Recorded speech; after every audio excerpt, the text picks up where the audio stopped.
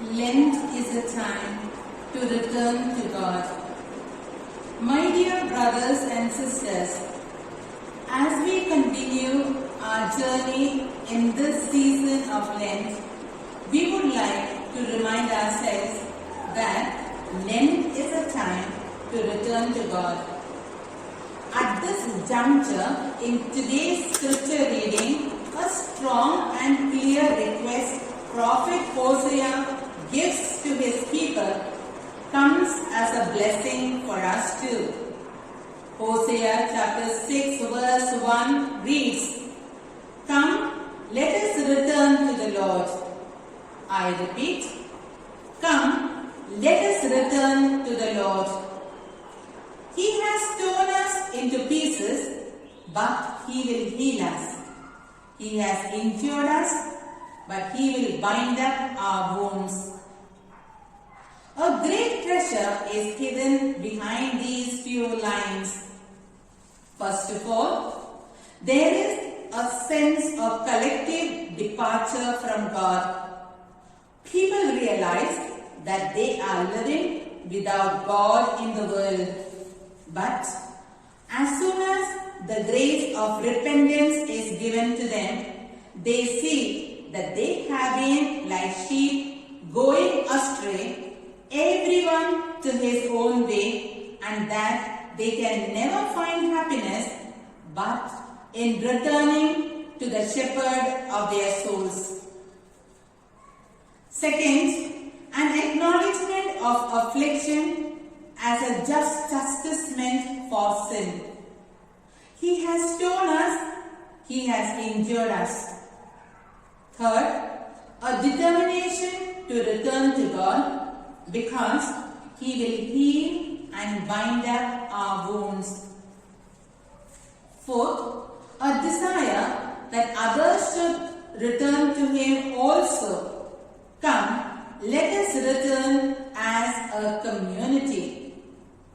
My dear brothers and sisters, as we shuffle back the pages of Genesis, we read that God shared an intimate bond with the crown of His creation, that is, with a human person. In His own image and likeness, He created them and He was walking with them. It is the sin of disobedience that broke that intimate bond shared between the Creator and the creation, which resulted in the separation and distance. The human beings went away from the presence of God. The liberty gifted to the human beings was misused, and the human beings departed from the Garden of Eden, that is, from the state of grace. Our God is a God of covenant. He had already sealed His covenant with His people, saying, "I am your God and you are my people." This bond was cemented in love. Faithfulness is another phase of true love. Our God, who is love Himself, is always faithful to His promise. Therefore, time and again, God, as a true, loyal and faithful husband, calls back His wife, that is, the people of Israel, to come to Him and to enjoy the real friendship. He does it through various ways. He sends a number of prophets to remind the people of their first love. In the beginning of the book of Hosea, we see God asked Prophet Hosea to marry a prostitute and to have 3 children from her. Imagine. It is very clear that a prostitute would not be desired by anyone, but God is ready to re-establish the broken relationship. The people of Israel, once belonging to God, have become prostitutes. They have abandoned their real spouse and gone after other gods, and they continue to walk on immoral ways. And the worship of idols has become the standard of their living. Unfaithfulness, arrogance, hatred, jealousy, plotting evil against one another, and living in sin have become their way of life. Now, God the spouse calls back his bride to him to redo the agreement and seal it once again in love. The prophet calls on those who had been smitten to do away with their evil ways and to renounce all idol worship and turn back to him. In today's context, we can think of the society that has gone away from God, a culture that has lost the sense of God, and the humanity which has lost the sense of the divine, yes, the sense of holiness. The families have lost the fear of God, who are in pursuit of material well-being alone without any sense of sacredness. The society that has lost spiritual, moral and ethical values, because of which there is a lot of violence, hatred, ill will, immoral living, cheating, injustice, and so on and so forth. To such a society, God calls during this Lent to come back to him, saying, I am your God and you are my people. This season can make all of us well aware that our indifference towards God is the source of all our trials, difficulties and hopeless situations. Because the prodigal son left his father's home and he brought down poverty and misery to the maximum. Moral separation from God ruins our existence. Cut the branch from the root and it withers. The river from its source and it dries up. The planet from the sun and it rushes into ruin. Nothing will remove the evil under which the society is groaning, but a return unto God. Therefore, a clarion call to all of us. Come, let us return to the Lord. Through this biblical passage, we are reassured that return to Him is a possible work. At times, one may find God's ways to be harsh, but it is not so. It is the spiritual maturity that is required to understand the ways of God, to comprehend His will in our trying times and difficult situations. The life of saints can enlighten us and bear testimony to this fact. It is in mercy and not in wrath that God deals with His children who are gone astray. It is basically faith in the divine Abba that whispers deep within oneself, He will heal us and He will bind us up. In the heart of every baptized child of God, there lies hidden the germ of a God-given faith like a mustard seed. Wherever there is a true repentance, there will be a return unto the Lord. A true penitent will be sensible not only of straying from God, which has caused a distance between God and himself, but he feels deep within the need to return. It is also the fruit of the reflection that without God, all that he does is vanity. There is hope that nothing is impossible for God. He can heal us and He can restore us to our original dignity. As we have already started this Lenten journey, the words of Prophet Hosea come to us as a personal invitation to return to the Lord. This invitation also has the missionary dimension, which enables each one of us to call others also to look into the eyes of the other and hold the hand of the other and say, "Come, let us return to the Lord." Though we have wandered long time without Him, but He will heal us and take care of us. So, let's go back to Him. Lent is a journey of return to God. The temptation may be strong in us to say, "Not now, but later." We may be tempted to say, "I will come later, just wait a little," or "I can't come today, but some other day," or "I have some work to be completed," etc., etc. Right now, however, God is speaking to our hearts. This is the right time to go back to Him. This is a time of grace, for our salvation is at hand.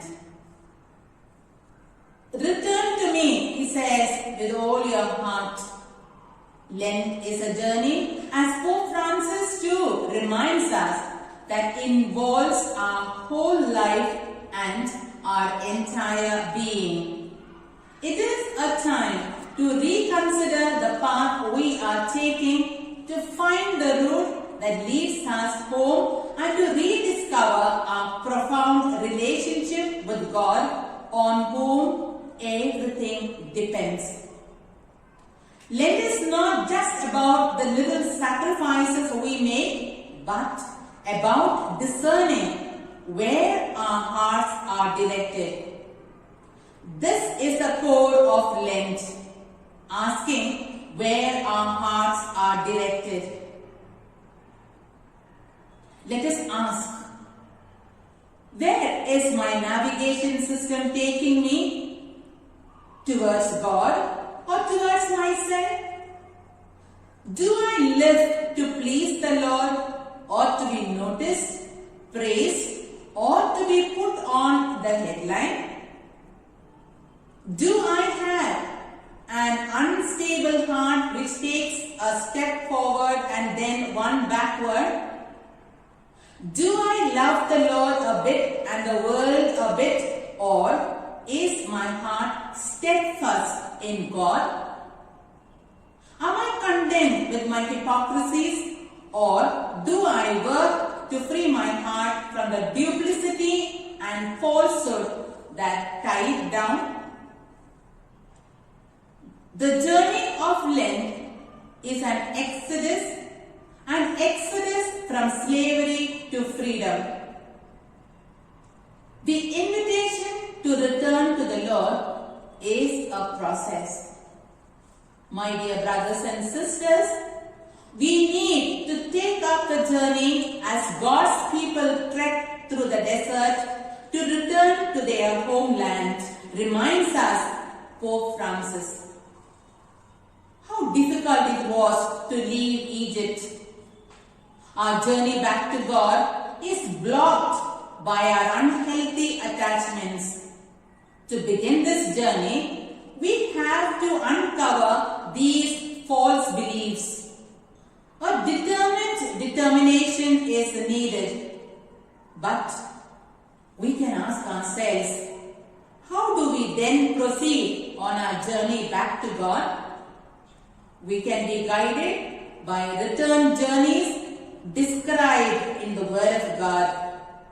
We can reflect profoundly on the episode of the prodigal son turning back to his father's house. The love of God will put us back on our feet.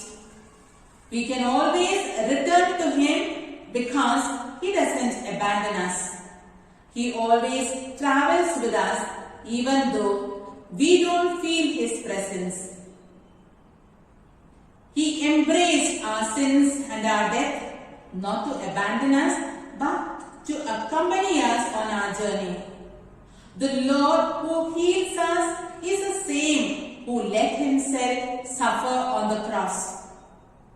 We return to Him not because we are strong enough to go to Him or because of our merit.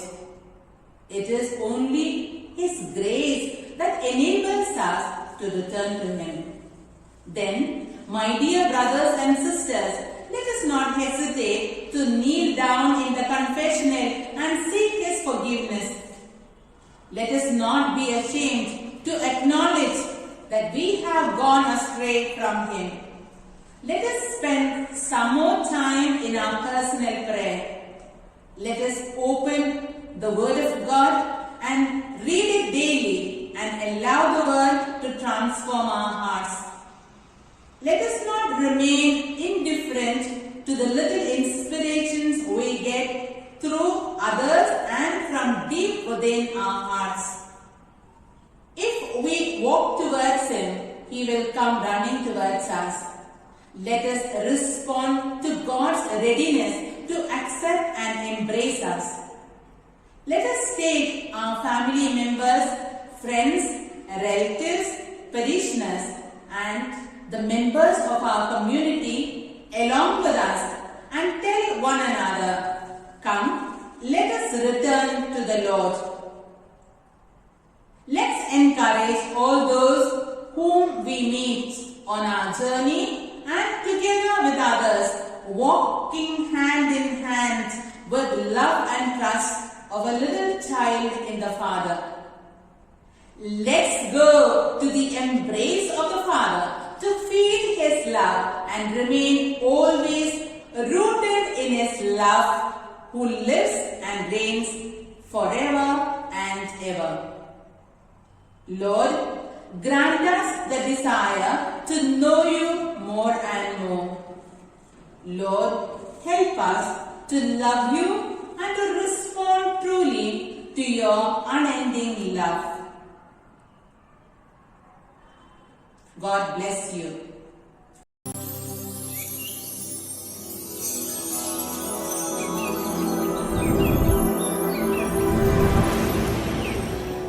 At the beginning of the Second Vatican Council, Pope John XXIII led the Church in praying for a fresh outpouring of the Holy Spirit.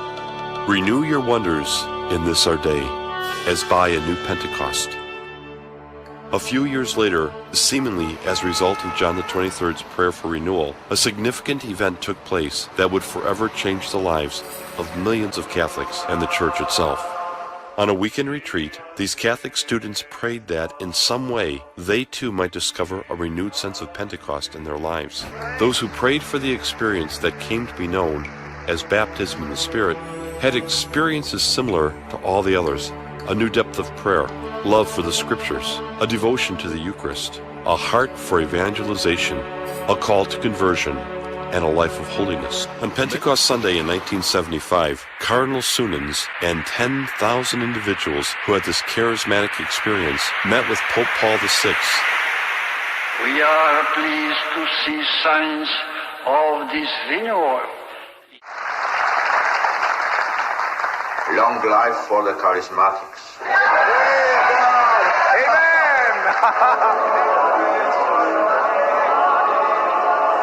It is my firm hope that the Holy Spirit will find more and more fruitful welcome in the hearts of believers, so that the culture of Pentecost, so necessary in our time, can spread. We are gathered here, believers from 120 countries in the world, to celebrate the sovereign work of the Holy Spirit in the Church that took the initiative 50 years ago and gave rise to an institution. No? An organization? No. To a current of grace.